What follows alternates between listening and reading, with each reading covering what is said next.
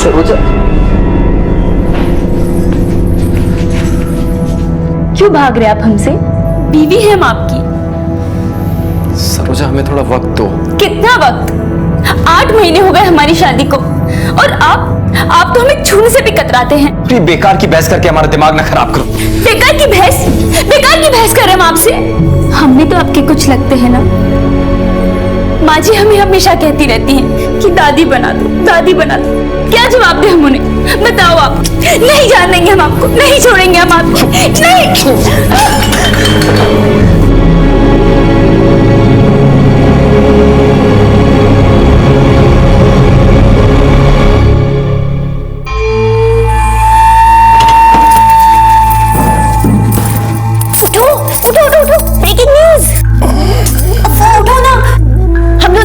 बनने वाले हैं।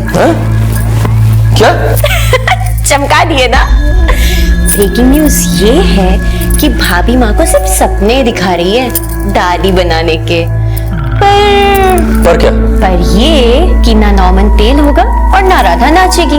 भाई आज फिर से निकल गया चलती अंगीठी बुझा के। अरे वो अपनी रोटियां कहीं और सेकता है।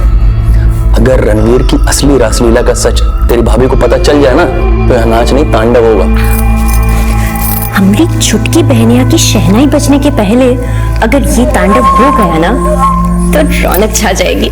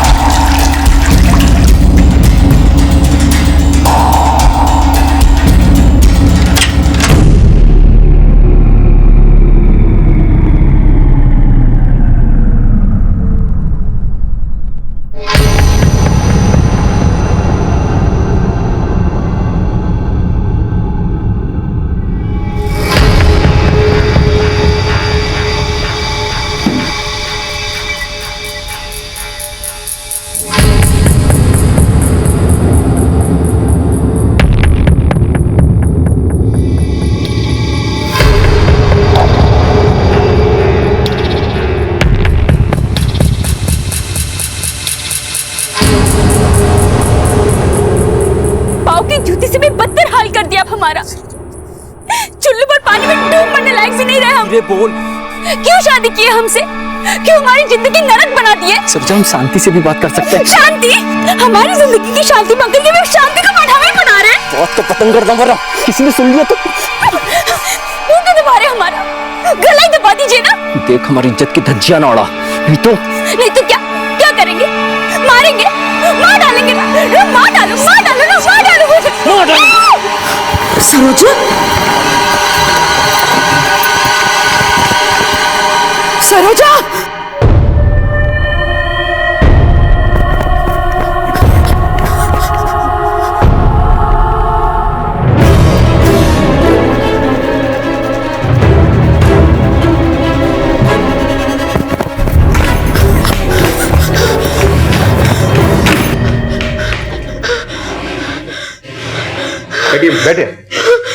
बैठिए आप बैठिए। ये पानी लीजिए।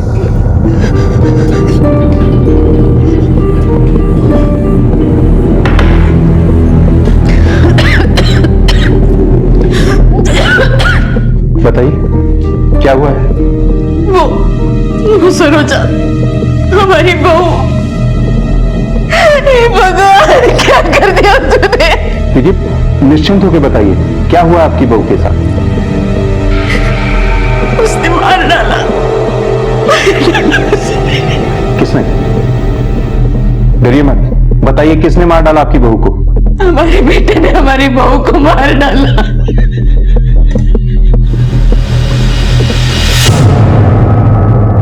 आज के दौर में माता पिता अपने बच्चों की छोटी मोटी गलतियों की चर्चा अपने सगे संबंधियों तक से करने से परहेज करते हैं। ऐसे में अगर एक मां अपने ही बेटे को हत्या के आरोप में सजा दिलवाने की पहल करे तो हैरानी होना लाजमी है।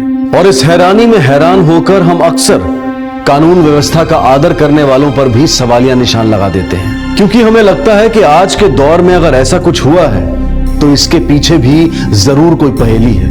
ये केस एक ऐसी ही दुर्लभ पहेली बनकर पुलिस के सामने आया था और इस पहेली को बूझने के लिए पुलिस तुरंत घटनास्थल पर पहुंची, जहां सरोजा की बेजान लाश पड़ी थी। उसके साथ हुए हादसे की तस्वीरें बयां करता एक दिल दहला देने वाला मंजर था और साथ में थे कुछ निर्जीव प्रश्न जिनके जवाबों को सजीवता देना पुलिस की जांच का पहला पड़ाव था।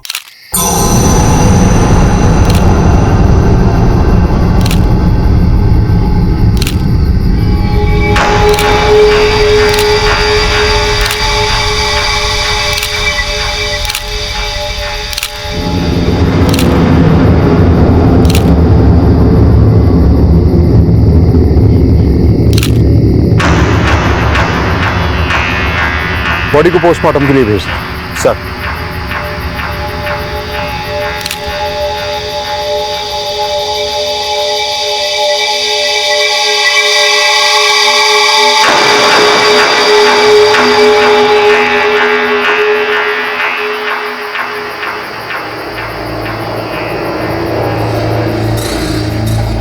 पति पत्नी के बीच में कोई नोकझोंक हुई थी क्या? नहीं सर, ऐसा तो कुछ भी नहीं था। आपका परिचय? हम रंजना, रणवीर भैया की छोटी बहन। आपसे बाद में बात कर लेंगे, पहले आपकी माता जी से पूछ लेते हैं। जरा विस्तार से बताइए हत्या के हालात, हत्यारे की मंशा और पीड़ित की आप बीती, जितना भी आप जान समझ पाई खुल के बताइए। रणवीर और सरोजा की शादी को 8 महीने हुए थे साहब। छुटपुट नोकझोंक के अलावा सब कुछ तो ठीक ही चल रहा था। छोटी मोटी नोकझोंक अगर हिंसा में बदल जाए, वो भी जानलेवा, तो कोई छुटपुट बात नहीं हुई। जरा दिमाग पर जोर डालिए। कल परसों नरसों कभी तो कुछ ऐसा हुआ होगा जो आज हत्या के अंजाम तक आ पहुंचा। हमें तो कुछ समझ में नहीं आ रहा है साहब। आज सुबह तक तो सब कुछ ठीक था। रंजना को देखने लड़के वाले आए थे आज, और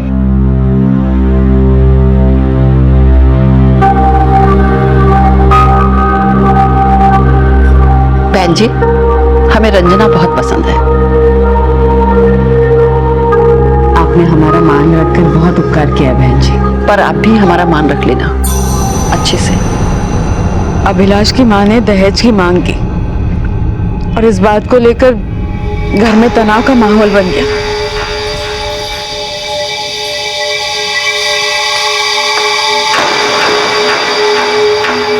लड़के वालों की मांग पूरी करने के लिए ये जमीन बेचने के अलावा कोई रास्ता नहीं बचता। खबरदार जो जमीन बेचने की बात भी की तो।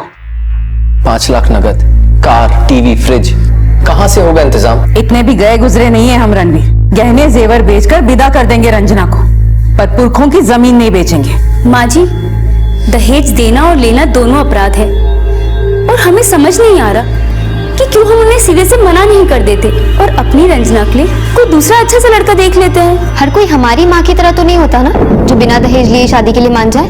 रंजना, तो हमें ऊंचा बताकर अपनी भाभी को नीचा दिखाने की कोशिश मत कर। अरे माँ, वो अभिलाष भाग गया है, इसे उसी से शादी करना चाहती है, इसलिए बौखला गई है। हाँ दीदी, और वैसे भी हमारे जीजा जी से तो लाख गुना अच्छा ही है ना अभिलाष। रंजना, जबान संभाल के। 1 मिनट दीदी, हमें अपनी तरह समझने की कोशिश मत कीजिएगा आप। और वैसे भी हम इस घर से विदा होंगे तो ये सोच करके नहीं कि कल को अपने पति को यहाँ ले आए घर जमाई बनाकर। और एक बात हम सबको बता देना चाहते हैं कि जीजा जी को भी तो बहुत कुछ दिया था ना हमने, 3 लाख कैश, टीवी, फ्रिज, तो फिर हमें क्या कुछ भी नहीं देके विदा करेंगे यहाँ से? सुन रही हो अम्मा, गहने जेवर बेच के मामला सुलटने वाला नहीं है। और वैसे भी कौन सा धन्ना सेठ बना दिया उस जमीन ने हमें। बेचो उसे और जिसे जो चाहिए देके टंटा खत्म करो। मरते दम तक हम ये जमीन नहीं बेचेंगे रणवीर। एक काम करो, हमें जहर देकर मार डालो, फिर जिसे जो करना है वो करे।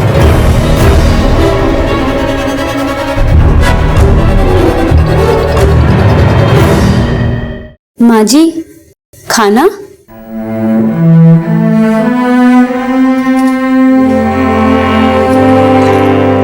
अपनी बहू को अनसुना करके आप हमारा अपमान भले ही कर लीजिए माँ जी, लेकिन उनका अपमान मत कीजिए।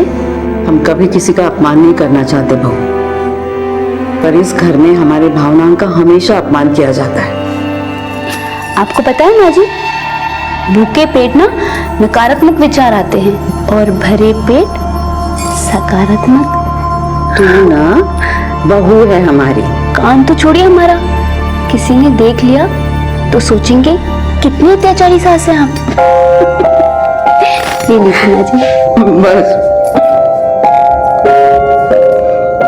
सुशील और संस्कारी तो तू है ही बहू, पर चतुर भी बहुत। झट से हमारा गुस्सा शांत कर दिया। बस अब तेरी गोद भर जाए तो गंगा नहा ले। माँ बेटा बेटी के झगड़े का पति पत्नी के झगड़े से क्या वास्ता? कहीं ऐसा तो नहीं कि परिवार का झगड़ा रणवीर के सर चढ़ बैठा और उसने पति पत्नी की नोकझोंक में आग में घी का काम किया? हमने तो सरोजा को कभी भी ऊंची आवाज में बात करते नहीं सुना था साहब, बड़ी सहनशील थी वो। आज अचानक पता नहीं क्या हो गया जो रणवीर को इतना सुनाने लगी वो। सरोजा बोल क्या रही थी रणवीर से? क्यों शादी की है हमसे? क्यों हमारी जिंदगी नरक बना दी है? देख हमारी इज्जत की धज्जियां ना उड़ा, नहीं तो क्या करेंगे? हाँ, मारेंगे, मार डालेंगे ना, मार डालो ना, मार डालो मुझे, मार डालो। सरोजा, सरोजा,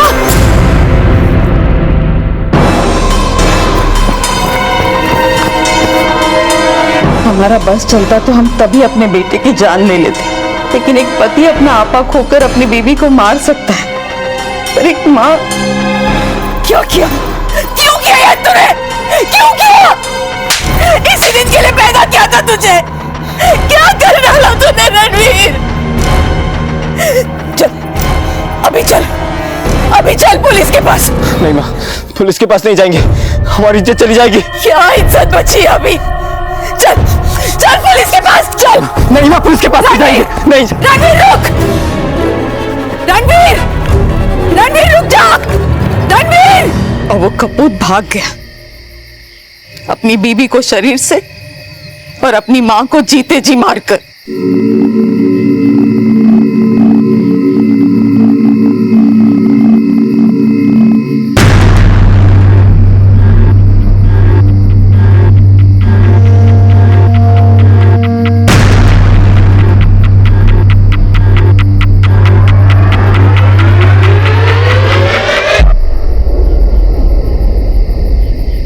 तिवारी, इस घर के सभी सदस्यों के फिंगरप्रिंट्स लो, जूता चप्पल सबके निशान चाहिए मुझे। सर।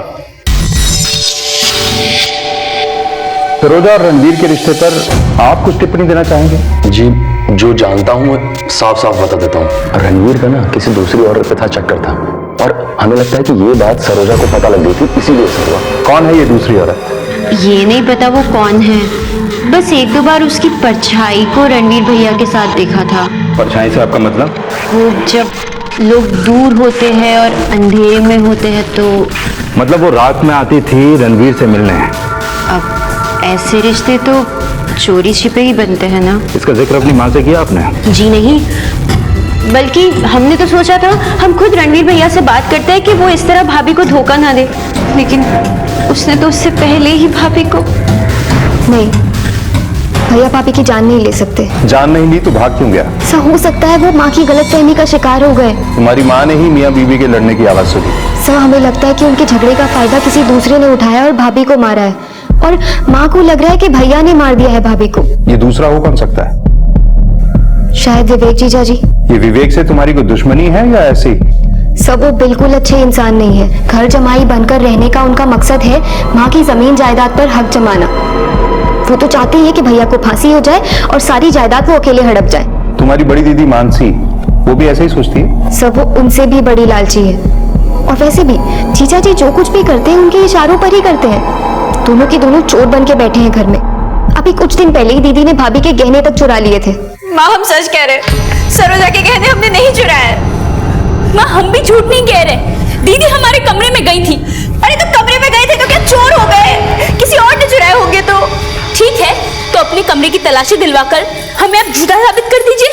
क्या हो क्या रहा है ये सब? कल की आई बहू घर की बेटी पर आरोप लगा रही है और आप सब खड़े चुपचाप सुन रहे हैं। तलाशी की बात सुनते ही जीजा जी ने ऐसा चिल्लत्तर मचाया घर में कि फिर माँ ने तलाशी लेना ठीक नहीं समझा और फिर अगले ही दिन जीजा जी ने अपने बैंक अकाउंट में पूरे 1 लाख रुपए जमा करवाए।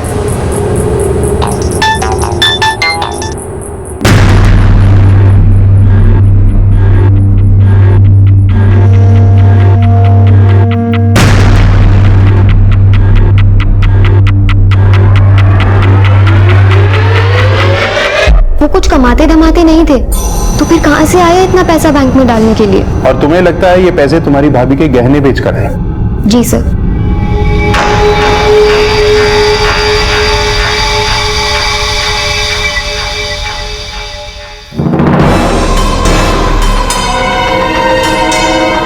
सरोजा की सास ने कहा कि बेटा बहू में झगड़ा हो रहा था, तू मैंने आरोप प्रत्यारोप, और देखते ही देखते झगड़ा हिंसा में बदल गया।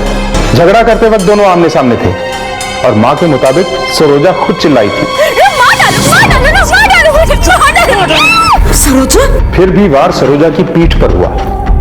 यानी कि सर आप यही कहना चाहते हैं कि सरोजा की हत्या उसके पति रणवीर ने नहीं की। सरोजा के अलावा उसके ससुराल में 5 लोग हैं, लेकिन मां कह रही है कि सरोजा को उसके पति रणवीर नहीं मारा। हमारे बेटे ने हमारी बहू को मार डाला। लेकिन उसने अपने बेटे रणवीर को सरोजा को मारते हुए नहीं देखा। सरोजा! रणवीर के जीजा विवेक और बड़ी बहन मानसी का कहना है, साहब जब हम बाहर आए ना तो रणवीर वहां नहीं था। सरोजा की लाश और माँ थी वहां, और माँ रणवीर का नाम लेकर चिल्ला रही थी। विवेक और मानसी ने यह मान लिया कि रणवीर ही सरोजा को मारकर भागा है, लेकिन उसकी छोटी बहन रंजना ने यह नहीं माना। नहीं, भैया पापी की जान नहीं ले सकते। रंजना ने अपना शक अपनी बड़ी बहन मानसी और जीजा विवेक पर जताया। सर आप कहना क्या चाहते हैं? हम सरोजा के सास, ननद और जीजा सबका मनोविज्ञान समझने की कोशिश कर रहे हैं। बस एक बात खटक रही है कि आखिर एक माँ अपने बेटे को फांसी क्यों चढ़ाना चाहती? सरोजा के ससुराल में कोई भी दूध का धुला नजर नहीं आ रहा, बस ये इकलौती सास इतनी महान क्यों नजर आ रही है? और वो सरोजा का पति रणवीर, उसे फरार किया गया या वो खुद फरार हो गया?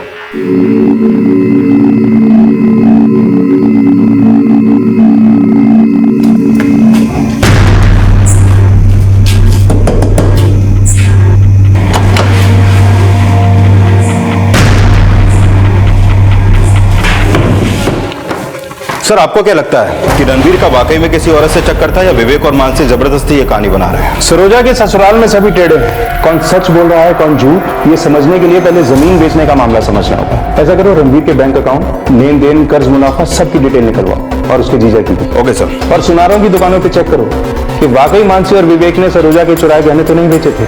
सर, सरोजा की हत्या की यह पहेली अब पारिवारिक रिश्तों के राज सामने ला रही थी।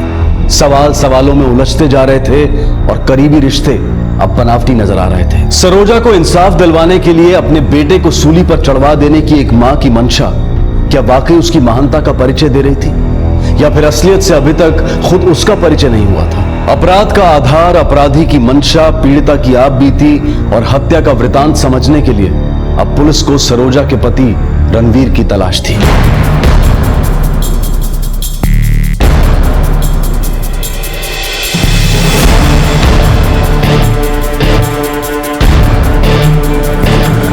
सुनिए जी, ये फोटो देखिए और बताइए कि इन दोनों में से यहाँ कोई आया तो।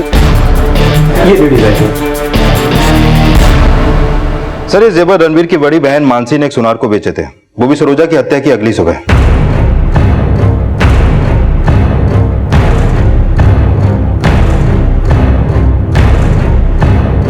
मतलब रंजना सही कह रही थी, मानसी और विवेक घर बैठे चोर ही हैं। सर, सरोजा की पोस्टमार्टम रिपोर्ट, हसिया घोप के उसकी हत्या हुई, लेकिन हसिया पर किसी की उंगलियों के निशान नहीं पाए गए। मतलब सरोजा की मौत कोई हादसा नहीं, बल्कि एक सोची समझी साजिश थी। ये पता चला वो पैरों के निशान किसके थे जो सरोजा की बॉडी के पास मिले थे।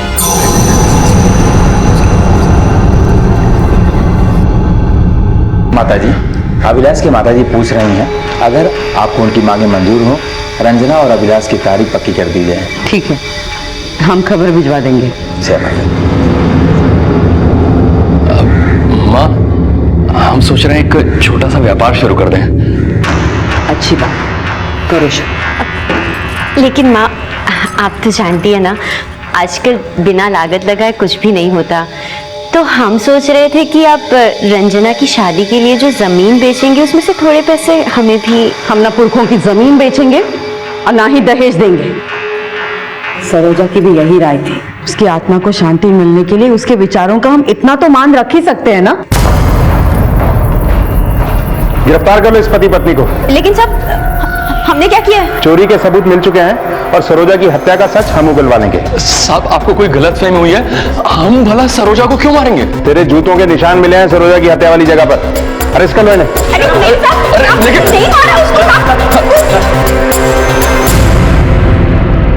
साहब। हम मानते हैं कि हमने सरोजा के गहने चुराए थे, लेकिन इन्होंने सरोजा को नहीं मारा साहब। हम तो उस रात बाहर गए ही नहीं, सच्ची कसम से। तो तेरे जूते पहन के कोई भूत मार गया सरोजा को? साहब हमारा यकीन कीजिए, जब हम सरोजा के कमरे में गहने चुराने गए थे तब ये सो रहे थे साहब। साहब मुझे लगता है वो जो परछाई रणवीर भैया से मिलने आती है वो सच में कोई भूत ही थी। ज्यादा चालाक बनने की कोशिश मत करो।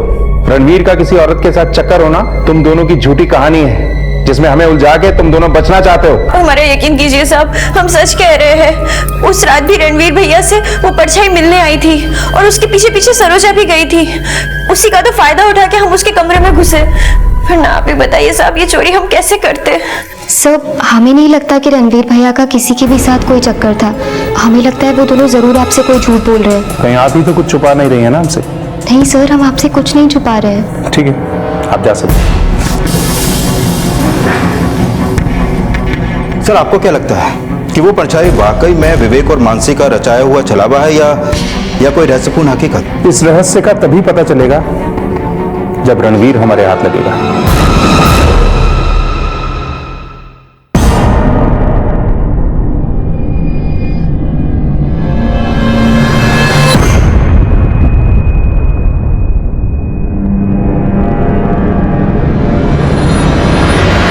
कौन? रणवीर? रणवीर रुको! रणवीर रुक जाओ! रणवीर! रणवीर! माँ क्या हुआ? वो रणवीर आया था यहाँ। रणवीर भैया? विवेक और मानसी की गिरफ्तारी के बाद सरोजा की सास का यह कहना कि रणवीर घर आकर जमीन के कागज चुरा कर ले गया है, पुलिस के मन में कई सवाल खड़े कर रहा था। अगर रणवीर को जमीन के कागज चुराने थे तो यह काम उसने सरोजा की हत्या से पहले क्यों नहीं किया? हत्या करके फरार होने वाला अपराधी चोरी करने के लिए घर वापस क्यों आया? सरोजा की हत्या की पहेली सुलझाने में जुटी पुलिस अब उसके ससुराल की पुश्तैनी जमीन के कागजात चोरी होने की वजह जानने की कोशिश में थी।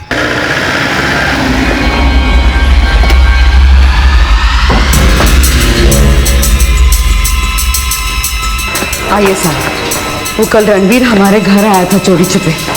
उसे हमारे पुश्तैनी जमीन के कागजात चुरा लिए। वो जमीन बेच देगा साहब। आपने ये जमीन उसके नाम करा रखी? जी।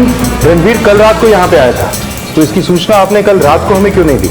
आप तो उसे गिरफ्तार कराना चाहती हैं। जी, वो कल रात हमें लगा कि हमें कोई वहम हुआ है, तो सुबह उठ के जब जमीन के कागजात नहीं मिले तो हमें यकीन हो गया साहब कि रणवीर चुरा कर ले गया कागजात।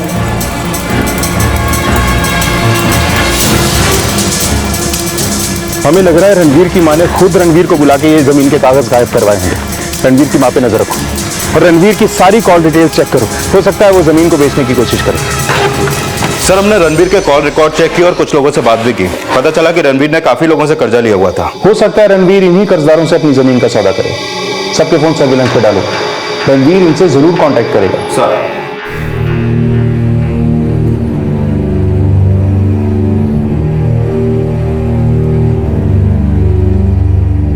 हम आपसे अभिलाष के बारे में कुछ बात करना चाहते हैं। हम जानते हैं बेटा तू अभिलाष को पसंद करती है, लेकिन माँ अभिलाष दहेज के खिलाफ है। हम मिले थे उससे, उसने कहा है कि वो अपने माँ बाप के खिलाफ भी जाने के लिए तैयार है। लेकिन बेटा हाँ, हम कह रहे हैं ना, हमारे साथ रहने के लिए वो अपने माँ बाप से भी अलग हो जाएगा।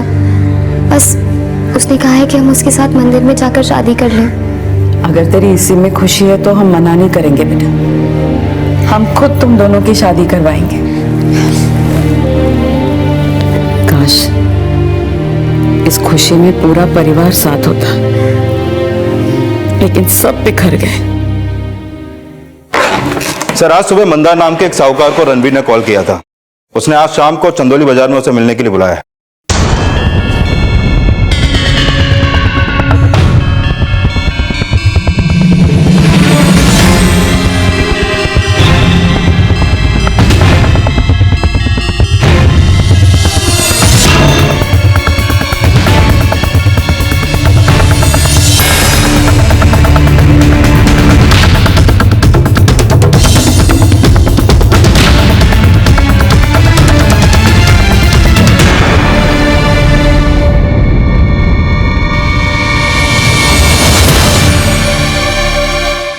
हाँ साहब, रणवीर आने वाला था हमसे मिलने, लेकिन साहब हमें सच में नहीं पता कि वो अपनी औरत का कत्ल करके फरार है साहब। क्या बोल रहा था वो?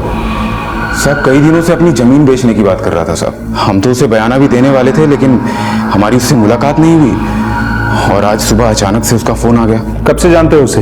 बचपन से साहब। उसका किसी औरत से कोई चक्कर था? चक्कर ही चक्कर था साहब। शहर में अक्सर एक चकले में जाया करता था और वहां की किसी वैश्या के साथ उसका टांका भी भिड़ा था साहब। क्या नाम है उसका? साहब दिव्या। उस चकले का एड्रेस दो। साहब अब वो वहाँ रहती नहीं, 6 महीने पहले ही वहाँ से काम छोड़ के चली गई है। बेटा वो मैं ये चाह रहे थे कि शादी के बाद तुम और अभिलाष यहीं रह लो। आप चाहते तो हम भी यही है कि आपको कभी अकेला ना छोड़े, पर आप जानती है ना अभिलाष दहेज लेने के भी खिलाफ है, तो उसे घर जमाई करने के लिए कैसे बोल सकते हैं हम। जिस लड़की का जिक्र रणवीर की बहन कर रही थी, हो सकता है वो दिव्या ही हो और रणवीर इस वक्त उसी के साथ हो।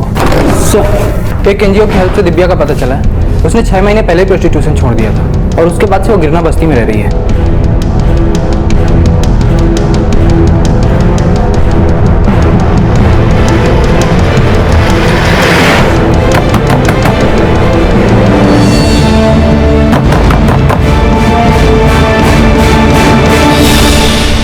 रणवीर कहाँ है?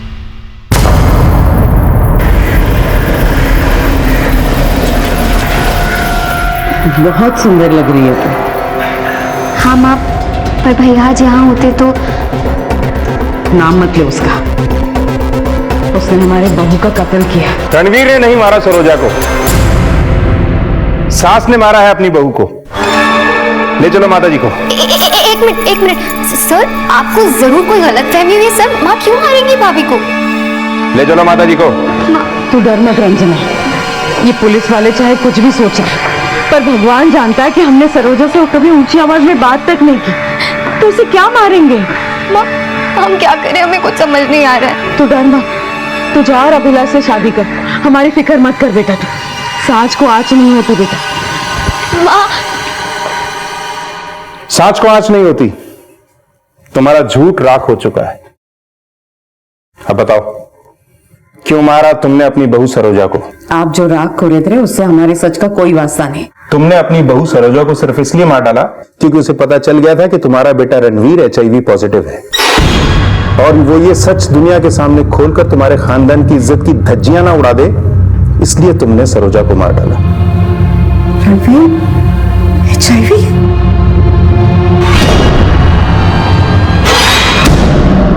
रणवीर कहाँ है?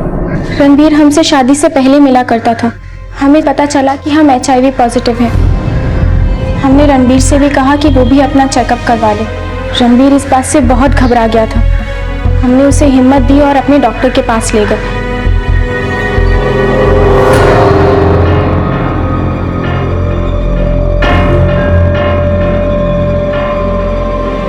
रणवीर भी हमारी तरह HIV पॉजिटिव निकला। सिर्फ तुम्हारी वजह से हम HIV हो गए। अरे 1 हफ्ते बाद हमारी शादी है। समझ में नहीं आ रहा हम क्या करें। तुम ही बताओ ना हम क्या करें अब। रणवीर तुम ये शादी मत करो। अगर तुमने ये शादी कर ली तो तुम्हारी बीवी भी तुम्हें वैसे ही कोसेगी जिस तरीके से आज तुम हमें कोस रहे हो। लेकिन रणवीर अपने घर वालों से सच बोलने की हिम्मत नहीं जुटा पाया और उसने शादी कर ली। पर हाँ, उसकी एक अच्छी बात थी कि उसने अपनी बीवी के साथ कोई संबंध नहीं बनाया।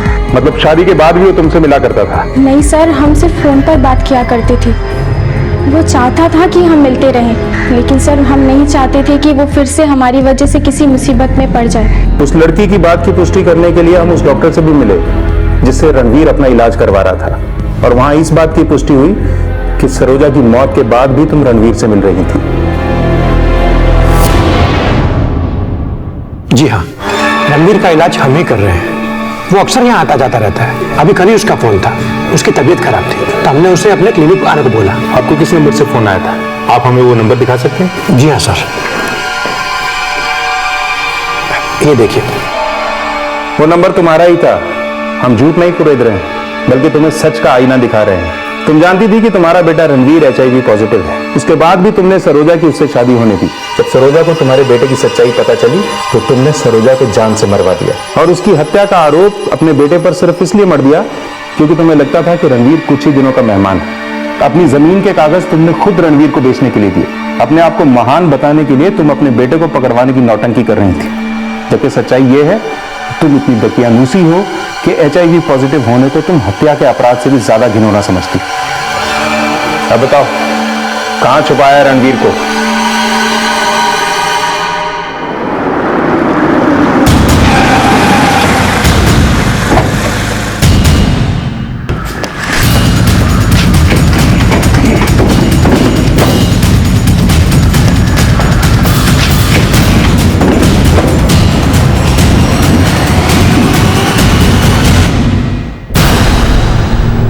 गंगे च जमुने चैव गोदावरी सरस्वती नर्मदा सिंधु कावेरी जलास्मिन् सन्निधिं कुरु।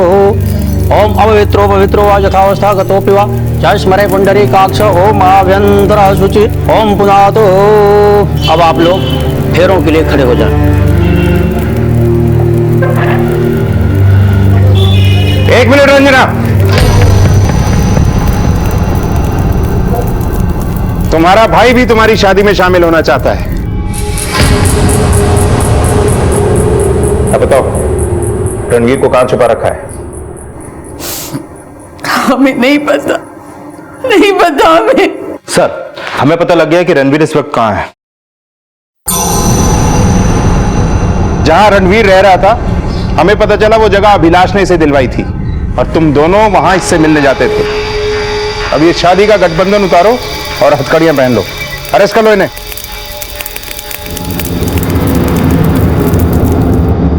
सर, हम सिर्फ हमारे भैया की मदद कर रहे थे। मदद तो करेगी ही, क्योंकि वो जानता था कि उसकी बीवी को तूने मारा और फंस बेचारा वो गया। नहीं सर, हमने भाभी को नहीं मारा। भैया झूठ बोल रहे हैं आपसे। तेरा झूठ पकड़ा गया है। खुद को बचाने के लिए अपनी माँ को फंसाने की सोची। हमने नहीं मारा सरोजा को, ना ही रणवीर को कहीं छुपाया हमने। फिर तुम्हारे फोन से 25 नवंबर को किसने फोन किया था रणवीर को? उस दिन जब अपनी माँ के साथ शादी की शॉपिंग के लिए गई तो तूने खुद अपनी माँ से उनका फोन मांगा था, फिर उन्हें अकेला छोड़कर कहीं गायब हो गई। अपनी माँ की आंखों में धूल झोंककर तूने ही जमीन के कागज चोरी किए थे और अपने भैया के आगे जिद करके जबरदस्ती अपने नाम करवाए। सरोजा की मर्डर वाले स्पॉट पर जो जूतों के निशान मिले थे वो विवेक के ही थे, लेकिन तेरे घर के पीछे से होकर वो तेरे कमरे की खिड़की तक जाते थे। हमें पहले दिन से ही शक था कि जूते तो विवेक के ही थे, लेकिन उन्हें पहनकर तू ही ये कांड कर सकती है। लेकिन पहले विवेक और मानसी और उसके बाद अपनी माँ के खिलाफ एक के बाद एक सबूत खड़ा करती रही, जिससे कि हमारा शक तेरे ऊपर जाए ही नहीं। अब सब कुछ बताती है या धुलाई करवाऊं? हाँ, हम नहीं मारा है भाभी को। हमें पता चल गया था कि भैया HIV पॉजिटिव है। डॉक्टर की क्लिनिक से बाहर आते देख लिया था हमने उन्हें। हम क्या करें रंजना, हो गई हमसे गलती। इसका मतलब आपकी वजह से भाभी को भी ये हम तो आज तक उसे छुए भी नहीं और यही वजह है कि वो हमसे आज तक चिड़ी हुई रहती है। अगर ऐसा ही रहा तो वो दिन दूर नहीं जब हमें नामर्द समझ के हमसे तलाक मांगने लगेगी।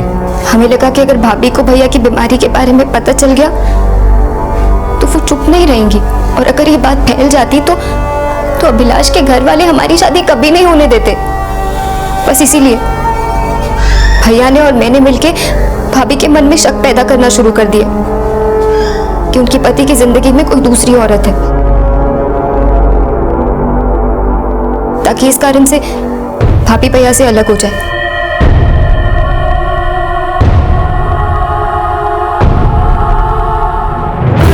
पर एक दिन भाभी को भैया के HIV पॉजिटिव होने का पता चल गया।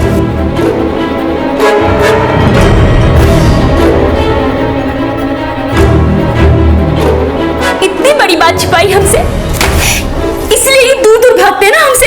हमें माफ कर दो सरोजा। माफ कर दे? हम अभी इसी वक्त इस घर से जा रहे हैं। तलाक लेंगे हम आपसे। सरोजा, सरोजा, सरोजा, सरोजा हमारी बात सुन।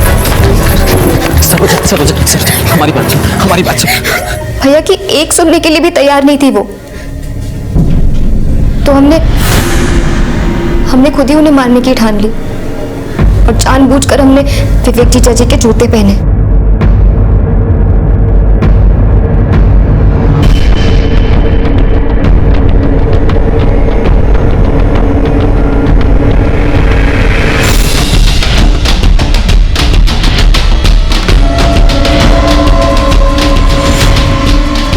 देख हमारी इज्जत की धज्जियां ना उड़ा, नहीं तो क्या क्या करेंगे?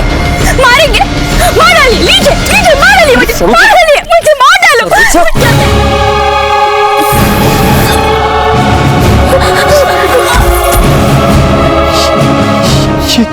ये क्या किया तूने? भैया आप भाग जाइए। सरोजा,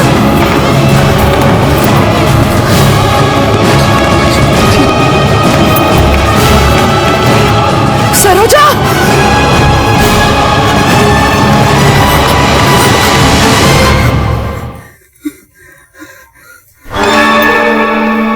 माँ ने भैया को देख लिया था और जब उन्हें आत्मसमर्पण करने के लिए कहा तो वो डर के भाग गए।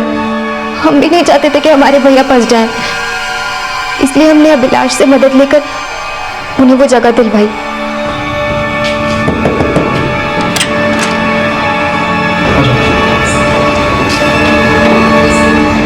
फिर हमने ही भैया के कपड़े पहनकर माँ के कमरे से वो कागज चुराए ताकि माँ के दिमाग में ये शक पैदा हो जाए कि भैया ही वो कागज चुरा कर भाग गए। कौन? रणवीर? रणवीर रुको! रणवीर भैया पे शक पक्का करने के लिए हमने जबरदस्ती उनसे मंदार को फोन करवाया।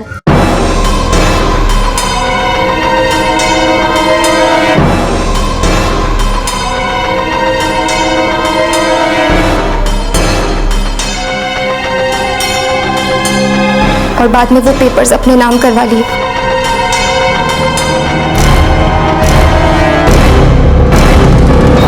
मतलब तुम मंदार के जरिए हमें रणवीर के HIV पॉजिटिव होने के राज तक पहुंचाना चाहती थी, इसलिए अपनी मां का फोन लेके रणवीर से उस डॉक्टर को कॉल करवाया।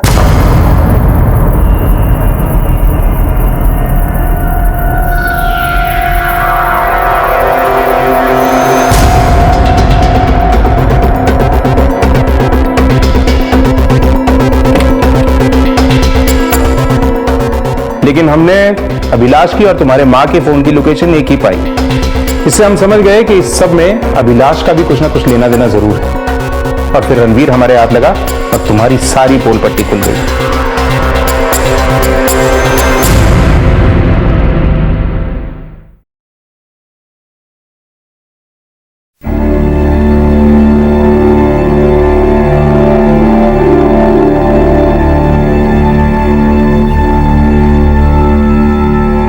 नजरें तो हमें झुकानी चाहिए बेटा।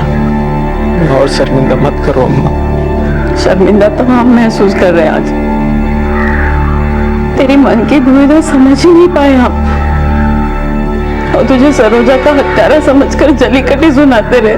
नहीं अम्मा, गलती हमारी है कि हम आपको आज तक सच बताने की हिम्मत नहीं कर पाए। हमने आपको ही नहीं, सरोजा को भी धोखा दिया है। हमें माफ कर दो अम्मा।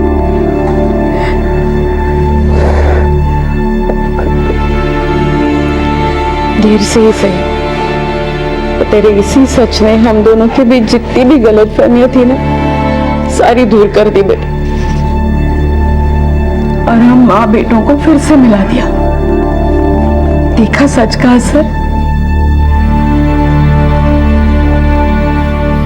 सच्चा दृश्य अगर आईने में देखा जाए तो विपरीत आकार का नजर आता है। अगर किसी झूठे के नजरिए से देखा जाए तो सच साजिश नजर आता है। और सच अगर चुप्पी साध ले तो बोलबाला झूठों का हो जाता है। माना कि सांच को आंच नहीं होती, लेकिन हम ऐसी नौबत ही क्यों आने दें कि हमारे सच को परखने के लिए उसे आंच दिखाने की जरूरत पड़े। HIV पॉजिटिव होना कोई अभिशाप नहीं है। दूसरी बीमारियों की तरह यह भी एक बीमारी है। लेकिन चिंता की बात यह है कि हमारे देश में आज भी HIV पॉजिटिव इंसान को गलत नजर से देखा जाता है। हैरानी की बात यह है कि आज की पीढ़ी के कई पढ़े लिखे लोग भी HIV पॉजिटिव इंसान को नीची नजर से देखते हैं। रंजना ने अपने HIV संक्रमित भाई को इतना लाचार बना दिया कि वो ना चाहते हुए भी उसके हाथों की कठपुतली बनकर रह गया। HIV एड्स को लेकर आज भी लोगों के मन में कई तरह की भ्रांतियां हैं। लोग इसे छुआछूत की बीमारी समझते हैं। इसके बारे में बातचीत करने से भी परहेज करते हैं। आज भी इसके बारे में जागरूकता की कमी है। रणवीर जैसे न जाने कितने लोग अपने HIV संक्रमित होने के बारे में अपने परिवार को भी बताने से डरते हैं, लेकिन किसी बीमारी को छुपाने में उसका समाधान नहीं है। पर रणवीर सच बताने की हिम्मत नहीं जुटा पाया और सरोजा से शादी करने की भूल कर बैठा। हमारी भूल की सजा अगर किसी निर्दोष को मिल जाए तो हमारी भूल किसी अपराध से कम नहीं। बाद में अपने आप को कोसने से बेहतर है कि पहले ही अपनी सच्चाई का परिचय दें और जो भी हालात सामने आए निडर होकर उनका सामना करें। अब मैं अनूप सोनी आपसे विदा लेता हूं। फिर मुलाकात होगी अगले एपिसोड में एक और चौंका देने वाले केस के साथ। तब तक अपना और अपने परिवार का ख्याल रखें और देखते रहें क्राइम पेट्रोल डायल 100। सबक एक को सीख हम सबको। जय हिंद।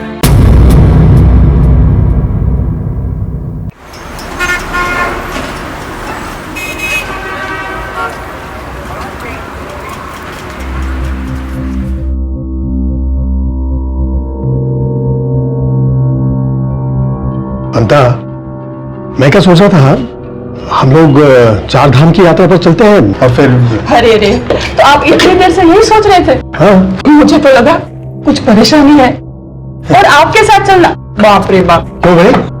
वो वृंदावन के मंदिर में आरती शुरू हुई तो ये जय श्री कृष्ण करके इतने आगे चले गए कि हम बिछड़ गए और किसी दूसरे का हाथ पकड़ लिया।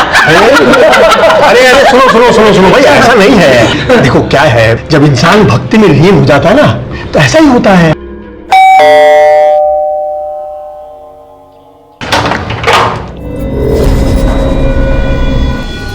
जी, समीर पटेल कौन है? मैं हूं समीर पटेल, बोलिए। तुम्हारे पत्नी के मर्डर के जुर्म में हम तुम्हें गिरफ्तार कर रहे हैं।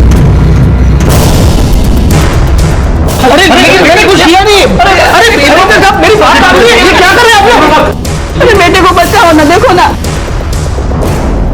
आज के जमाने में जॉइंट फैमिली एक सपने की तरह से हो गई है और इसी सपने को सच साबित करता पटेल परिवार। जहां सब लोग एक साथ हंसी खुशी रह रहे थे, उसी परिवार में अचानक एक दिन पुलिस आती है और समीर को उसकी पत्नी के कत्ल के जुर्म में गिरफ्तार कर लेती है। इस मामले की तह तक जाने के लिए अतीत को खंगालना होगा। कौन है ये समीर पटेल और उसकी पत्नी की हत्या का सच क्या है?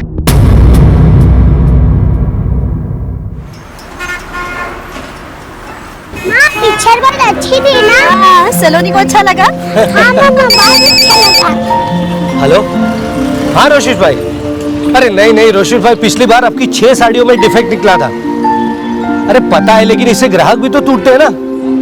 ठीक है, आप भेज दीजिए। ओके।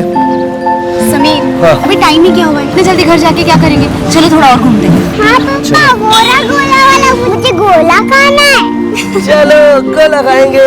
ये बन गया? हाँ बन गया। ले लो, मैं बाइक निकालता हूँ। हाँ?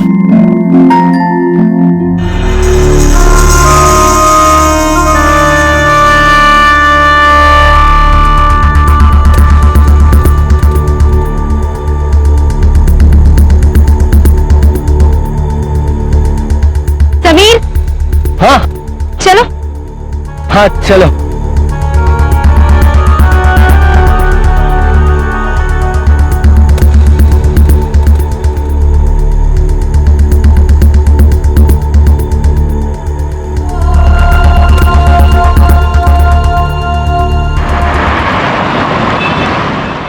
मैं निकलता हूँ, कल सुबह जल्दी काम पर जाना है। Okay, see you. Hi, I'm Aliona. याद आया? Remember? Oh yes. Hi. How are you? Long time. यार, समीर, मैं प्रॉब्लम में हूँ। सिर्फ तुम मेरे को हेल्प कर सकता है। हेल्प करेगा ना? हाँ बिल्कुल, बोलो। ये एड्रेस पे मैं हूँ, कल आना। ठीक है, मैं कल आता हूं।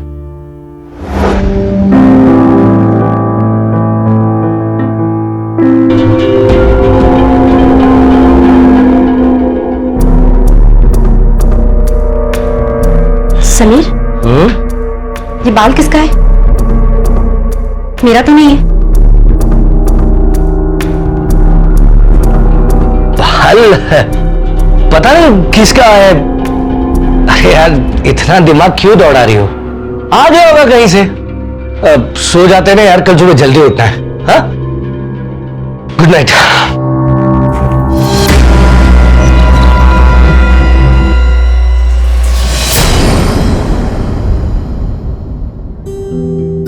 पापा क्या बना रहे हो? मैं अपनी गुड़िया के लिए बिल्डिंग बना रहा हूँ। ये देखो। समीर, समीर। हाँ, आया। मैं अब भी आता हूँ। ओके।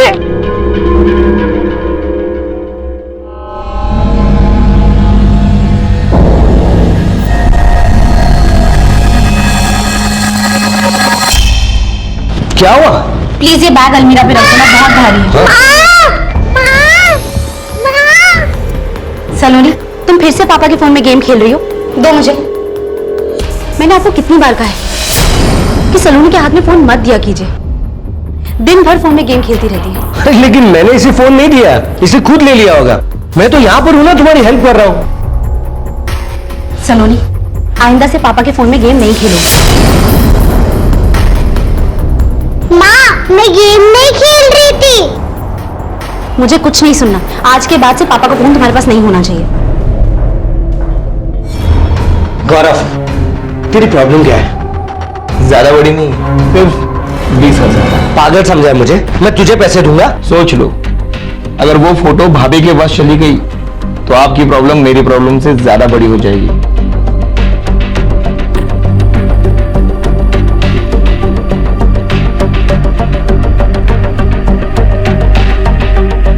ये ले, शर्म आनी चाहिए तुझे।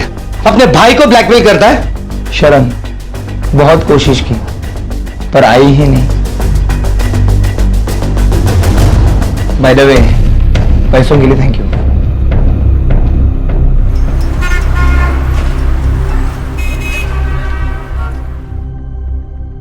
समीर, अभी उधर रहना अनसेफ है।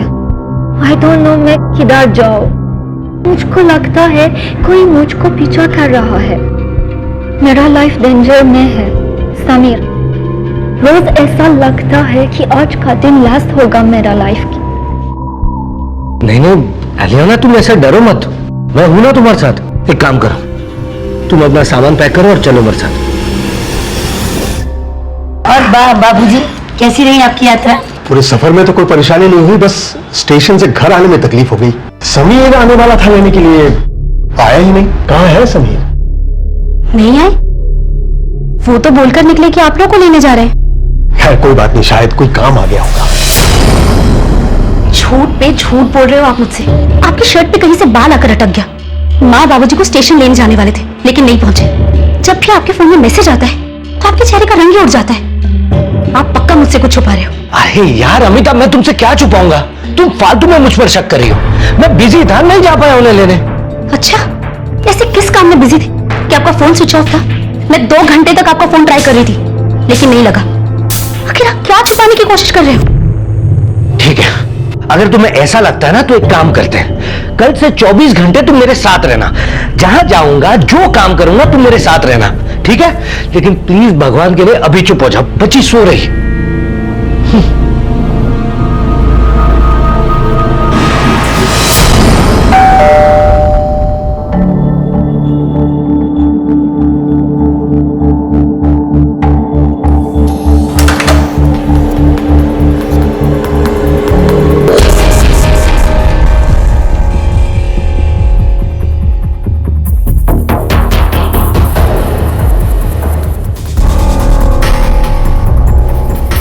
Come in.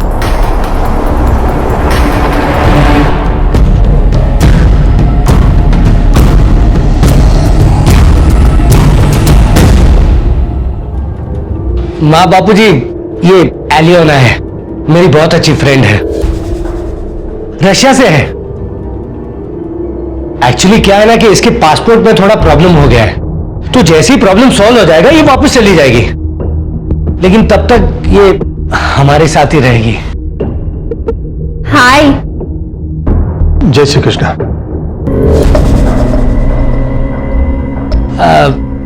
अमिता, इन्हें गेस्ट रूम में ले जाओ।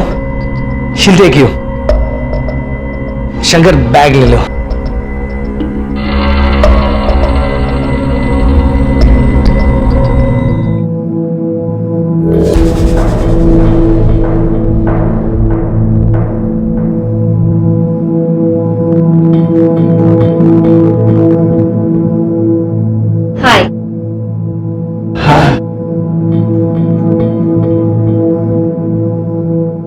कांता, मेरा नाश्ता मेरे कमरे में भिजवा देना।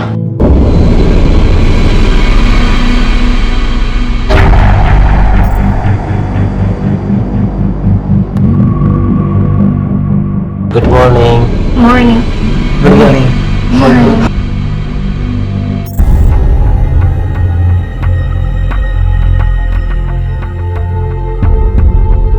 You look beautiful.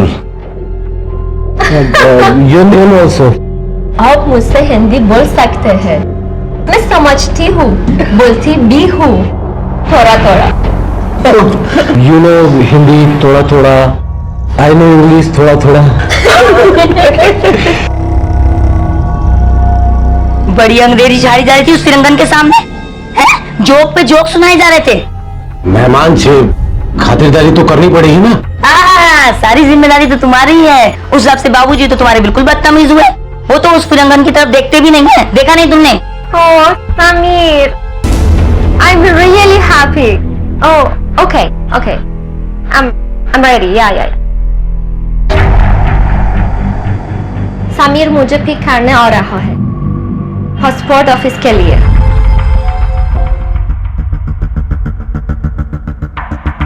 गौरव, मुझे घर के लिए मार्केट से कुछ सामान मंगाना था। अनिया, हाय। तुम पासपोर्ट ऑफिस जा रही हो ना? Can I drop you?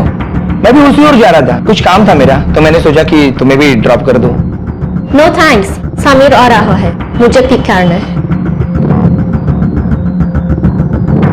गौरव, वो मार्केट जाना था, सामान ले। शंकर को भेज दो, मैं बहुत थक गया हूं।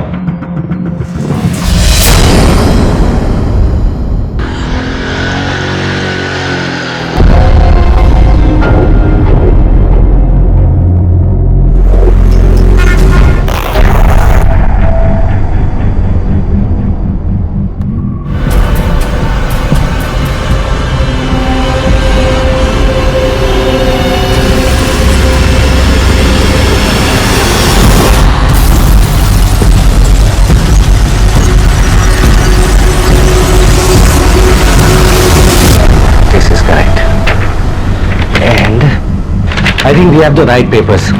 Let's leave. अमिता, अच्छा सुनो, मुझे आते वक्त थोड़ा लेट होगा, डिनर तक आता हूँ। केम घड़ी घड़ी आनी पाछળ ફરે છે? तारू શું माथું खराब થઈ ગયું છે? हर बात का उल्टा मतलब क्यों निकालती हो? इसके पहले भी इसके सारे काम हाथ पकड़ के करवाते थे, जब देखो तब उसके पीछे घूमते रहते हो। अमिता यार, छोड़ो यार। अलियोना, लेट्स गो, कम। अमिता ने क्या कहा? नहीं कुछ नहीं, वो कह रही थी कि डिनर तक वापस आ जाए। कम, वी गेटिंग लेट।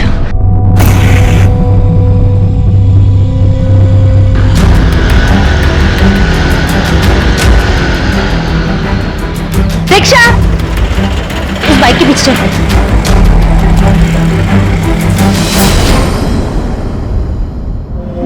एलियोना, तुम अमिता के बारे में कुछ भी मत सोचो, वो बस थोड़ी सी इनसिक्योर है और कुछ भी नहीं। नॉट ओनली अमिता, घर में सबको मेरे आने की वजह से प्रॉब्लम है, स्पेशली घर की लेडीज।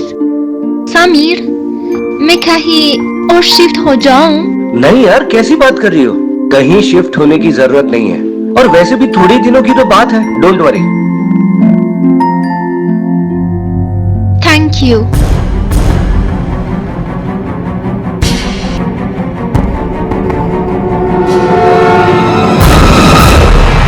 कहते हैं इंसान को उसकी जुबान से नहीं बल्कि उसके कर्मों से पहचानना चाहिए। किस परिस्थिति में कोई इंसान किस तरह से बर्ताव करता है, इससे उसको और उसके व्यक्तित्व को जांचा जा सकता है। अल्योना के घर में आने से घर के सभी मर्दों के ईमान डोल गए थे और दूसरी तरफ थी घर की महिलाएं जो इस भूचाल में अपनी गृहस्थी को डगमगाते हुए देख रही थी। अमिता की समस्या इससे भी बड़ी थी। उसके मन में शक पैदा हो गया था जो यकीन में बदलता जा रहा था कि समीर और अल्योना का दोस्ती से परे जरूर कुछ और भी संबंध है। पर वो संबंध क्या थे? कौन थी अल्योना? अचानक कहां से और क्यों आ गई थी? किस वजह से उसकी जान खतरे में थी और समीर उसे इस खतरे से कैसे बचा सकता था? क्या समीर वाकई सिर्फ दोस्ती के नाते निस्वार्थ भाव से अल्योना की मदद कर रहा था या बात इससे कहीं और गहरी थी? और इस गहराई के परिणाम क्या हो सकते थे? क्या यह किसी भयानक अंत की शुरुआत थी जिसकी आहट किसी ने नहीं सुनी थी? बस बहुत हो गया। अब इस फिरंगन का कोई ना कोई हल तो निकालना ही पड़ेगा। अमिता, अगर तुमने शुरू से ही समीर पर नियंत्रण रखा होता ना तो आज ये नौबत ना आती। जबरदस्ती हमारे सिर पे बिठा रखा उस फिरंगन को लाके। भाभी, आपका रसीक भैया पे कितना कंट्रोल है वो तो सबको दिख ही रहा है। अमिता, अगर खुद के कपड़े गंदे हो ना तो जरूरी नहीं है कि दूसरे के कपड़ों पे भी कीचड़ उछाली जाए। मैं कीचड़ नहीं उछाल रही हूँ, सच बोल रही हूँ। क्या आपको नहीं पता रोज शाम को 7 बजे रसीक भैया घर पर आकर क्यों बैठ जाते हैं? मुझे तो लगता है पूरे के पूरे कुएं में ही भाग मिली हुई है।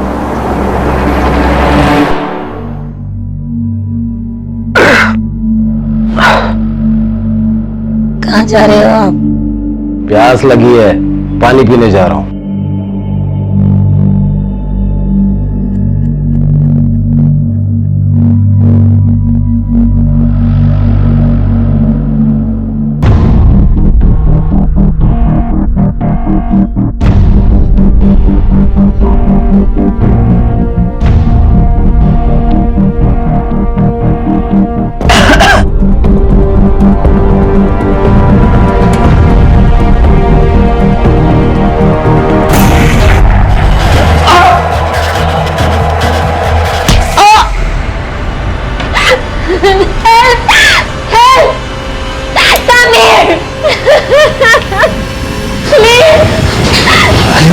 क्या हुआ?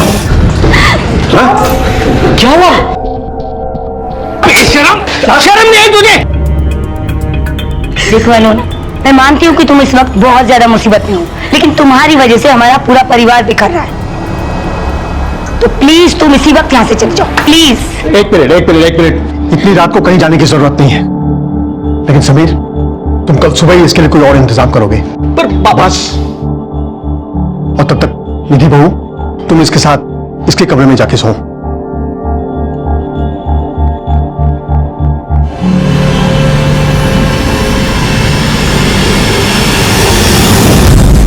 अल्योना एक विदेशी लड़की जिसने किसी मुसीबत में होने की वजह से पटेल परिवार के घर में पनाह ली थी। उस सभ्य परिवार के सभी लोगों के चेहरे से सभ्यता का नकाब उतर चुका था। दूसरी तरफ था समीर जो अल्योना के लिए अपने पूरे परिवार से लड़ाई कर रहा था। पर किस वजह से वो अल्योना के लिए ढाल बना हुआ था? या फिर समीर ये सब सिर्फ इंसानियत की वजह से कर रहा था?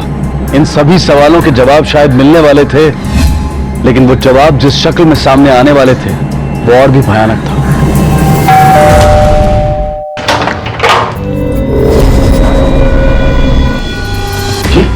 समीर पटेल कौन है?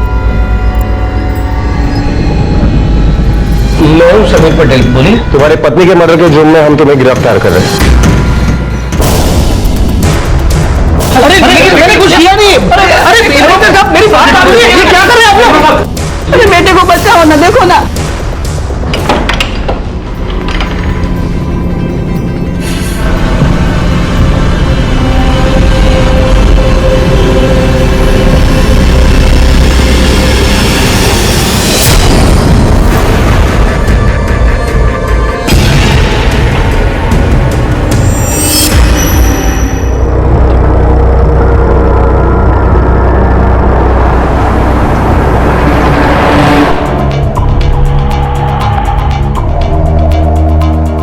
मिस्टर समीर, एलियोना आपकी पत्नी थी?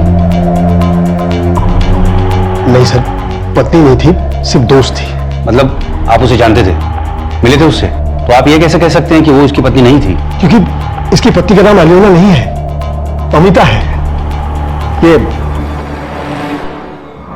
ये उसका नंबर है, अब चाहे तो उसे फोन पर बात कर सकते हैं। वो फिलहाल अपने मैके में है, रिश्तेदार की शादी के लिए गई है। यादव, फोन लगाओ इस नंबर पे।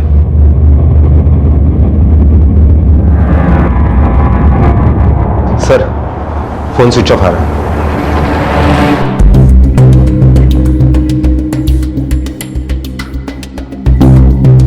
मिस्टर हसमुख पटेल, या तो समीर आपसे झूठ बोल रहा है या आप सब लोग पुलिस से झूठ बोल रहे हैं, क्योंकि एलियोना समीर की पत्नी होने का सबूत है हमारे पास।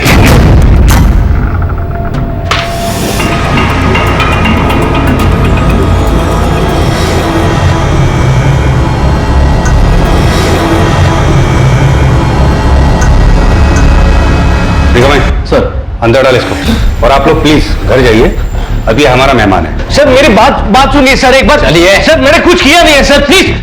यादव, एक रशियन लड़की एक इंडियन लड़के से शादी करती है। उस लड़के के घर वालों को शादी के बारे में कुछ पता नहीं है, और फिर वो दूसरी शादी करके एक लड़की को घर लाता है। सर, लेकिन इसकी दूसरी शादी तो गैर कानूनी है। एलियोना को पूरा पटेल परिवार जानता है, और उसका मर्डर हुआ ये किसी को पता नहीं चला, वो भी इतनी बेरहमी से। सर, एलियोना के सीने पर चाकू से लगातार वार किए गए, खून बहने की वजह से उसकी मौत हुई है। डेड बॉडी के आसपास कोई हथियार भी नहीं मिला। बॉडी डिकम्पोज होना शुरू हुई है, इसका मतलब है मर्डर 2-3 दिन पहले किया गया। तुमने उसका होटल में पूछताछ की थी ना, कुछ पता चला वहां से? सर, मैंने वहां पर भी पूछताछ की, लेकिन उस होटल में एलियोना ने पहली बार चेक इन किया था, इसलिए वहां कोई रिकॉर्ड नहीं मिला। हाँ सर, लेकिन एलियोना के बैग से जो 2 लाख रुपए हमने बरामद किए, मैंने फिंगरप्रिंट्स के लिए वो भेज दिए।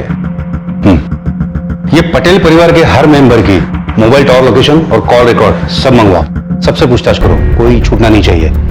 ये समीर जितना सीधा बन रहा है उतना है नहीं, 2-2 शादियां की हैं इसने। और एक बात सर, जिस दिन एलियोना का मर्डर हुआ उसी दिन समीर की दूसरी पत्नी मायके चली जाती है। कुछ अजीब नहीं है ये? उस पर नजर रखो, और जैसे ही वो वापस आए उसे पूछताछ करो। प्रॉब्लम तो है इस फैमिली में।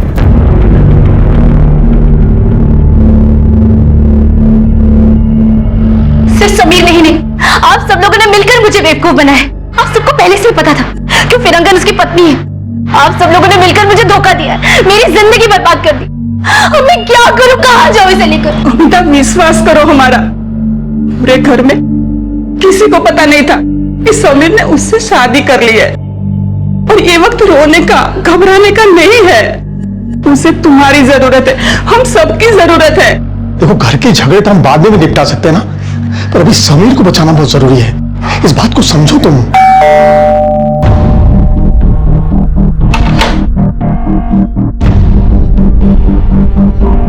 मुझे समीर पटेल की दूसरी बीवी अमिता से बात करनी है।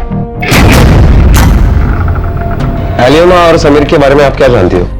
मतलब उन दोनों के बीच में रिलेशन कैसा था? एलियोना समीर के सिर्फ दोस्त थी, मैं बस इतना ही जानती हूँ। समीर ने हमेशा हमसे ये कहकर मिलवाया कि वो उसकी अच्छी दोस्त है। समीर, मैंने खुद अपनी आंखों से तुम दोनों को गले मिलते हुए देखा। यार अमिताभ, यार गले मिलने से चक्कर चलने लगता है क्या? मुझे कुछ नहीं सुनना, उसे अभी के अभी हमारे घर से निकालो, नहीं तो ये सफेद चुड़ैल हमारा घर तोड़कर जाएगी। यार इस घर की सारी औरतों को उसके सफेद रंग से क्या प्रॉब्लम है? उसके सफेद रंग के साथ उसका अपना दिमाग है, एक अपनी लाइफ है, और उसकी लाइफ में ढेर सारे प्रॉब्लम्स हैं। जैसे ही वो प्रॉब्लम सॉल्व हो जाएंगी, वो खुद यहाँ से चली जाएगी, और तुम्हारी सफेद चुड़ैल कभी नहीं दिखेगी।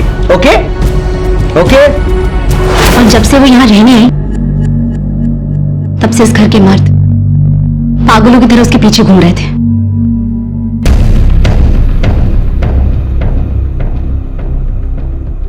जिस दिन एलियोना का कत्ल हुआ उसी दिन आप भी अपने मायके चली गई थी।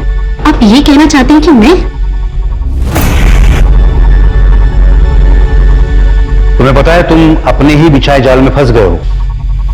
तुमने 2-2 शादियां की, और जब वो दोनों एक दूसरे के बारे में जान गई तो तुम्हारे लिए मुसीबत बन गई, और उन दोनों में से एक को तुमने बड़े आराम से अपने रास्ते से हटा दिया। सर मैं बिल्कुल सच कह रहा हूं, मैंने किसी को रास्ते से नहीं हटाया, मैंने कुछ भी नहीं किया सर। अगर तू आराम से हमें बताएगा कि तूने एलियोना को क्यों मारा तो तकलीफ तुझे ही कम होगी, वरना उगलवाने के तो बहुत सारे तरीके हमें आते हैं। सर मैंने एलियोना को नहीं मारा, मैं तो किसी को मारने के बारे में सोच भी नहीं सकता हूं। मार नहीं सकता, लेकिन 2-2 शादियां कर सकता है। अब ये 2-2 शादियां तेरे गले का फंदा बनेंगी। एक के मर्डर के इल्जाम में तू यहां बैठा है, और दूसरी मतलब अनीता तुझ पे केस करने वाली है। देख, अगर इस सच के बदले तूने अलियोना के बारे में हमें बताया तो हो सकता है हम तुम्हारी कुछ मदद कर पाएं, लेकिन अगर अब भी तुमने पुलिस से झूठ बोला तो तुम्हारी बची कुछ इज्जत भी चली जाएगी। ठीक है सर, मैं आपको सच बताता हूं, सब कुछ बताता हूं। 6 साल पहले एक कल्चरल एक्सचेंज प्रोग्राम नाम का कोर्स कर रहा था मैं। मेरी मुलाकात वहीं अलियोना से हुई। वो यहाँ पर स्टूडेंट वीजा पर आई थी। उसकी टूटी फूटी हिंदी और इंग्लिश की वजह से हम दोनों की पहले बात हुई और उसके बाद हम धीरे धीरे अच्छे दोस्त बन गए। समीर, मेरा वीजा एक्सपायर होने वाला है। I don't want to go back. वहाँ कोई काम नहीं मिलेगा मुझे। फैमिली को सपोर्ट करना है, इधर ही रहना है। अरे तो प्रॉब्लम क्या है, अपना वीजा बढ़वा लो। It's not possible. पर एक रास्ता है। अगर मैं किसी इंडियन को मैरिज कर लूं तो मैं इधर स्टे कर सकती हूँ परमानेंट। हाँ, ये तो अच्छी बात है, तो कर लो ना शादी। Will you marry me? Just your नाम। मैं चली जाऊंगी उसके बाद। Please Sameer, I won't meet you ever. Please. Okay. Really? बस सर, उसके बाद हमारा कोर्स पूरा हो गया और उसके वादे के अनुसार वो कभी मुझे मिली, ना ही कभी मैंने उसके बारे में सुना। फिर इन दिनों अचानक वो मेरे सामने आकर खड़ी रह गई। उससे मेरा यकीन मानिए, वो मेरी बहुत अच्छी दोस्त थी और मैं अपनी दोस्त का खून क्यों करूंगा सर? क्योंकि वो तेरे गले की हड्डी बन गई थी। वो तुम्हारे पास आना चाहती थी, जिसकी वजह से तुम्हारी बीवी तुमको छोड़ के जा सकती थी। तुमने उसे खुद से दूर जाने के लिए पैसे भी दिए। पैसे? वो 2 लाख जो उसके बैग से मिले उन पर तुम्हारी उंगलियों के निशान थे, और पैसे देने के बावजूद भी जब वो चुप नहीं बैठी तब तूने उसे मार दिया। अलियोना से जुड़ी कोई जानकारी पुलिस के पास नहीं थी और जानकारी का एक ही जरिया था, वो था पटेल परिवार। सबूत के तौर पर पैसों पर समीर और उसके बड़े भाई रसिक की उंगलियों के निशान मिले थे। बैंक से डिटेल मिलने पर पता लगा कि ये पैसे रसिक ने दुकान के अकाउंट से निकाले थे, पर समीर का कहना था कि उसने ये पैसे अलियोना को दिए ही नहीं, तो आखिर ये पैसे उसके पास पहुंचे कैसे? क्या रसिक का भी अलियोना के कत्ल से कोई संबंध हो सकता था, या फिर पटेल परिवार के और भी सदस्य इस कत्ल से जुड़े थे? इसी दिशा में आगे बढ़ने के लिए पुलिस ने समीर के पड़ोसियों से पूछताछ करने की ठानी। नहीं सर, पहले कभी झगड़े की आवाज तक नहीं आई। जिस दिन वो फिरंगी लड़की, क्या नाम था उसका, अलियोना, घर से गई थी, उससे एक रात पहले घर से खूब चीखने चिल्लाने की आवाज आ रही थी। किसी बात पे बहुत बुरा झगड़ा था साहब। बेशरम, शर्म नहीं आई तुझे? शर्म? अरे यार, कैसे गला फाड़ के चिल्ला रहे हैं? अंदर जाके देखें क्या? अरे जाने दो ना, उनके घर का मामला, हमको भी क्यों पड़े? अरे यार, मैं कौन सा बीच में पड़ रहा हूँ? मैं तो ये कह रहा हूँ कि हमारी नीति क्यों खराब कर रहे हैं। हाँ, चैन से सोने भी नहीं देते, रात भर डिस्टर्ब करके रखते हैं। क्या हुआ था ये तो पता नहीं, लेकिन गौरव की वजह से झगड़ा हुआ था। वो है ही ऐसा साहब, एक नंबर का आवारा। काम धाम तो कुछ करता नहीं, भाइयों से पैसे लेकर लड़कियों पे उड़ाता। यादव, अलियोना के कॉल रिकॉर्ड के मुताबिक सारे कॉल, आउटगोइंग, इनकमिंग, सारे नंबर पटेल फैमिली की ही है। सर, रिकॉर्ड देखकर तो यही लगता है कि अलियोना इनके अलावा और किसी से बात ही नहीं करती थी, ना ही किसी को कॉल किया है। और समीर के मोबाइल से जितने भी कॉल आए और गए, लगभग उतने ही कॉल गौरव के भी है। पर यादव, मर्डर के टाइम गौरव और समीर दोनों का टावर लोकेशन होटल से काफी दूर है। एक काम करो, एक गौरव को उठाओ। अलियोना के मर्डर केस में सस्पेक्ट्स की लिस्ट बढ़ती जा रही थी। यूं तो पूरा पटेल परिवार पुलिस की हिट लिस्ट पर था, लेकिन गौरव का नाम उभर कर सामने आया था। ये जानने के बाद कि गौरव काफी अय्याश किस्म का इंसान है और लड़कियों को खिलौना समझना उसकी आदत है। एक लड़की के मामले में तो बात अबॉर्शन तक पहुंच गई थी, जिसे बाद में गौरव ने धमकी और पैसे देकर चुप करवाया था। और अलियोना के फोन रिकॉर्ड्स भी बता रहे थे कि उन दोनों के बीच में काफी बातचीत होती थी। पुलिस का शक गौरव पर और गहरा हो गया था और इसीलिए उन्होंने गौरव से पूछताछ आगे बढ़ाई। इससे पहले कि मैं तुझसे बुलवाने की ठान लूं, सच बोल। कॉल रिकॉर्ड से यह पता चलता है कि तू दिन रात उसे फोन किया करता था। नहीं सर, मैं सच बोलता हूं, मैंने उसे कभी कॉल नहीं किया। बता दो सर, बता दो, मारो मत सर, सब सच सच बता दो, मारो मत।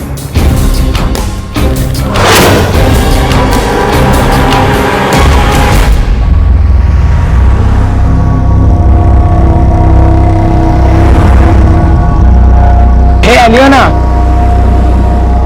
हाय।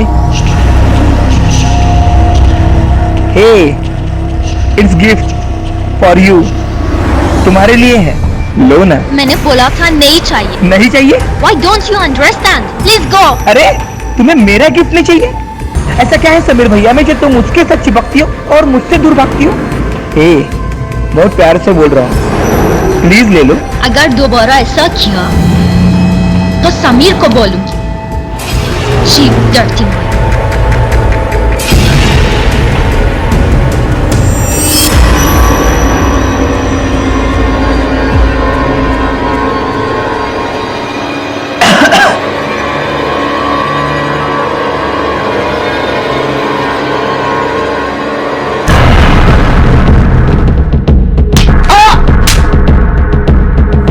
सर उसने मेरी बहुत बेइज्जती की थी, वो मुझे सती सावित्री होने का राग दे रही थी। फिर मुझे पता चला कि समीर भैया ने उसे पैसे दिए, तो मैंने सोचा मैं भी पैसे दूं तो वो मान जाएगी, तो मैंने उसे पैसे भी ऑफर किए सर, लेकिन वो फिर भी नहीं मानी। और इसी बात का बदला लेने के लिए, और जो तुझे चाहिए था वो तुझे मिल नहीं रहा था, इसी वजह से तूने उसको मार दिया। सर मुझे यकीन करो, मैंने उसे नहीं मारा, और सर जब से वो हमारे घर से गई है उसके बाद से मैंने उसे कभी देखा भी नहीं सर।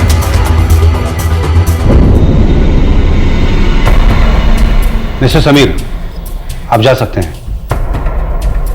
मिस्टर रसिक, आप नहीं। क्यों सर? मिस्टर रसिक, ये आपकी दुकान के बैंक अकाउंट के डिटेल्स हैं। झूठ बोलने की तो सोचना भी मत, क्योंकि हमें पता है कि ये 2 लाख रुपए तुमने अपने अकाउंट से निकाले, और यही 2 लाख रुपए एलियोना के पर्स से बरामद हुए, जिस पे तुम्हारे उंगलियों के निशान मिले हैं। अब सीरियस सच बता, ये पैसे एलियोना के पास कैसे आए? सर मुझे लगा कि ये पैसे समीर ने एलियोना को दिए थे। एक दिन उसने मुझसे कहा था कि एलियोना बहुत मुसीबत में है और उसे पैसों की सख्त जरूरत है, तो मैंने पैसे अकाउंट से निकाले और दुकान में रख दिए थे। और जब अगले दिन आकर उस जगह पे देखा तो पैसे नहीं थे। मुझे लगा कि समीर ने एलियोना को दे दिए होंगे। तुमने समीर से पूछा नहीं पैसे दिए या नहीं? सर उतना मैंने जरूरी नहीं समझा। पटेल परिवार के लगभग सभी पुरुष किसी न किसी रूप में एलियोना से जुड़े थे। गौरव ने एलियोना का फायदा उठाना चाहा था, रसिक ने जो बैंक से पैसे निकाले थे वो एलियोना के पास मिले थे, और समीर, उसने तो एलियोना को कानूनन अपनी पत्नी बनाया था। इनमें से कोई तो था जो पुलिस से झूठ बोल रहा था और जिसका ताल्लुक एलियोना के कत्ल से था, या फिर इनके अलावा कोई और भी था जो एलियोना के कत्ल को अंजाम दे चुका था और अब तक पुलिस की नजरों से बचा हुआ था। संदिग्ध कई थे लेकिन सबूत किसी के खिलाफ नहीं था, और फिर पुलिस के हाथ कुछ ऐसा लगा जिसने सबके होश उड़ा दिए। सर एलियोना के दूसरे नंबर के कॉल रिकॉर्ड्स आ गए। ये नंबर देखिए सर किसका है। पटेल फैमिली के इस मेंबर के बारे में हमने सोचा ही नहीं था। यादव, हम जो सोच रहे थे, मुझे लगता है ये केस उसका उल्टा ही निकलने वाला है। उठा लो इसको, खातिरदारी करते हैं इसकी। कितनी हैरानी की बात है कि हम तुम्हारे बेटों से पूछताछ करते रहे और तुम्हारी तरफ देखा तक नहीं। अब तू अपनी कहानी खुद सुनाएगा या हम सुनाएं? बता दो सर, सब कुछ सच सच बता दो। वो मीरा रोड में एक इवेंट के नाम पर एक एस्कॉर्ट एजेंसी है। मैं एक बार वहां चला गया और तब से मुझे रशियन लड़कियों की लत सी लगती। मैं अक्सर एलियोना के पास जाता था सर। मैं उसका रेगुलर क्लाइंट था।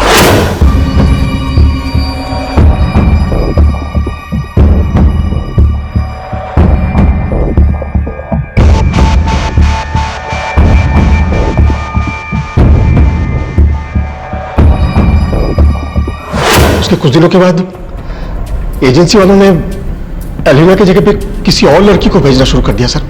शायद ये उनका पॉलिसी हो। एलियोना का नंबर भी चेंज हो गया था सर। उसके बाद तो मैंने सीधा उसे समीर के साथ अपने घर पे देखा सर। सर मैं तो बस इतना चाहता था कि वो जल्द से जल्द मेरे घर से चले जाए सर, लेकिन मैं उसे मारने के बारे में सोच भी नहीं सकता सर। मैं सच कह रहा हूँ सर, उसके मर्डर में मेरा कोई हाथ नहीं सर। मैं सच कह रहा हूँ सर। यादव, ये पटेल परिवार का हर मर्द कुछ ज्यादा ही रंगीन है। क्यों नहीं मार सकता तू उसे? अपने परिवार को बचाने के लिए, अपनी असलियत छुपाने के लिए तुमने उसे मारा होगा। बिल्कुल मार सकता है तू उसे। कत्ल का मकसद भी है तेरे पास। चल अब बता, कैसे मारा उसे? मैं सच कह रहा हूं, मैंने नहीं मारा है उसे। और सर, आप लोगों से एक और विनती है, मेरे परिवार वालों को इसके बारे में कुछ मत बताइएगा सर, वरना मैं किसी को मुंह दिखाने के लायक नहीं रहूंगा सर। एक लड़की की जान चली गई और तुझे अपनी इज्जत की पड़ी है, इसे यहीं बिठा के रख दो। सर, आपको क्या लगता है यह सच बोल रहा है? पता नहीं, पता करना पड़ेगा। अल्योना के कत्ल का किसी को कोई दुख नहीं था, सब सिर्फ अपना बचाव चाहते थे, लेकिन पुलिस के पास किसी के खिलाफ कोई सबूत नहीं था। आखिरकार पुलिस ने पटेल परिवार के हर सदस्य पर निगरानी रखने के लिए अपनी टीम लगा दी। पुलिस इस केस को हल करने की पूरी कोशिश कर रही थी।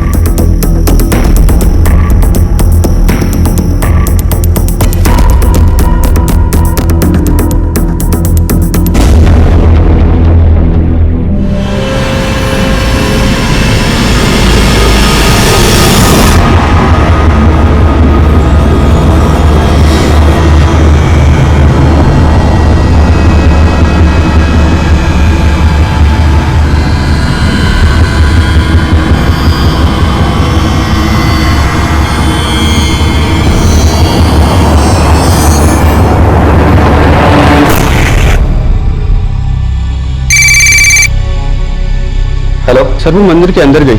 अंदर जाऊं या यहीं इंतजार करूं? अंदर जाओ, 1 मिनट के लिए भी नजर मत हटाना। Yes sir.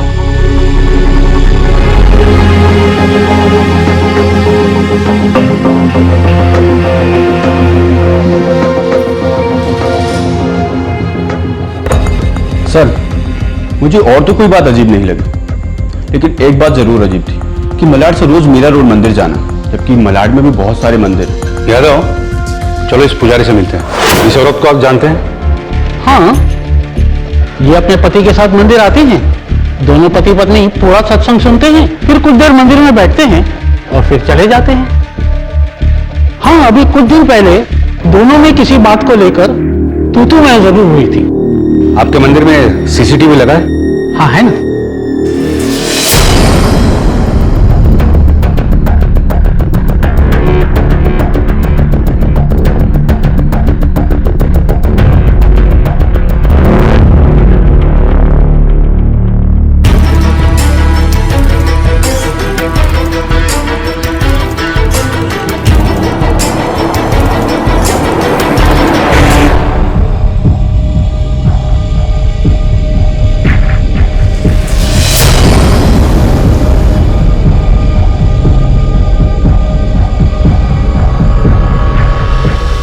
बहुत घुमाए इन लोगों ने। यादव, इन दोनों को एक साथ उठा के लेके आओ। हमें पता है तुम्हारा और गौरव का नाटक, पति पत्नी बन के मंदिर जाना और भी बहुत कुछ। हमें सिर्फ ये पता करना है कि तुम दोनों ने अलियोना के साथ क्या किया, उसे क्यों और कैसे मारा। सर, ये आप मुझसे क्या क्यों पूछ रहे हैं? मेरे कुछ समझ में नहीं आ रहा। अच्छा, मतलब तुम आसानी से नहीं बोलोगी। देखा मैं सर, यादव को बोलो उसको कुछ खर्चा बने दे, हड्डियां तोड़ दो उसकी। Okay sir. अगर तुझे सचमुच की मार नहीं खानी है तो चिल्ला, जोर से चिल्ला, चिल्ला।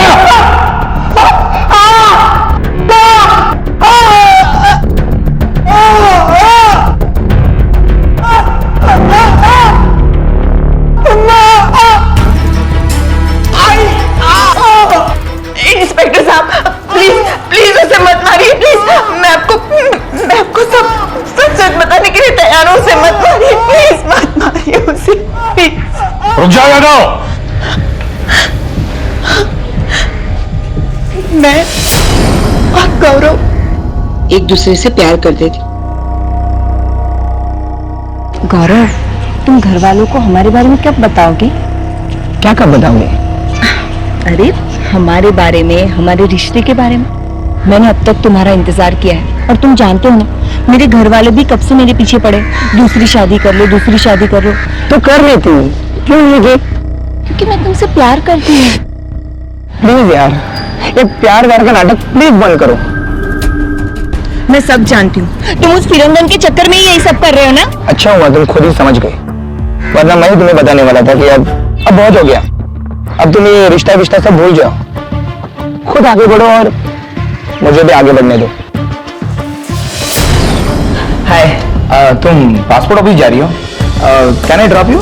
मैं भी उसी ओर जा रहा था। एलियोना मेरे और गौरव के बीच कांटा बन चुकी थी। देख रही हूँ मैं कि किस तरह उस फिरंगन के पीछे लाल टपका कर घूमते रहते हो। एक बात कान खोलकर सुन लेना, मैं उस चुड़ैल के साथ तुम्हें कभी नहीं जाने दूंगी, चाहे इसके लिए मुझे कुछ भी करना पड़े।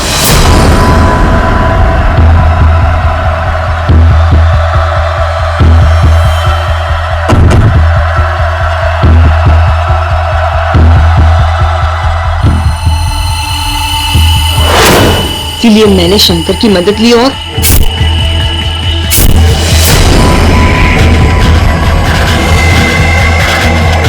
हेलो, काम हो गया। ठीक है। मारिक, लेके जाओ इसको।